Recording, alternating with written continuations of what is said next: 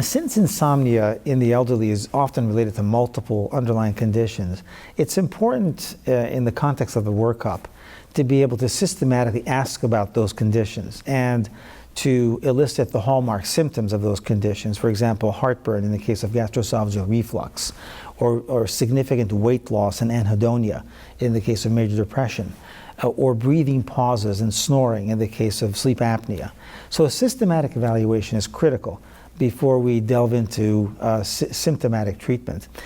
In addition, going even backwards, it's even critical simply to ask an older person about sleep. We find that most practitioners ignore sleep in their new patient workups and even in the follow-up sessions that they have with patients. So asking, how is your sleep, can be so important in identifying sleeplessness as a problem and treating it, because of the fact that sleeplessness is so often associated with impairments which could be possibly averted if insomnia is properly diagnosed and treated.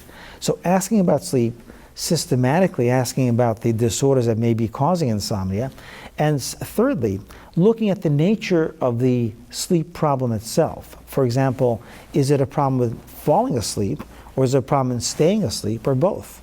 The reason we ask for that is, number one, many of the pharmacologic agents that we use either help sleep latency or sleep maintenance, or both. So asking about the nature of the sleep complaint over the course of the night can help us identify the pharmacologic agent more accurately. But number two, the nature of the sleep complaint over the course of the night also helps us understand the diagnosis related to insomnia. So insomnia characterized by early morning awakening and falling asleep early in the night could be related, for example, to an advanced sleep phase syndrome, a circadian rhythm disturbance, which could be treated with bright light therapy and circadian adjustment.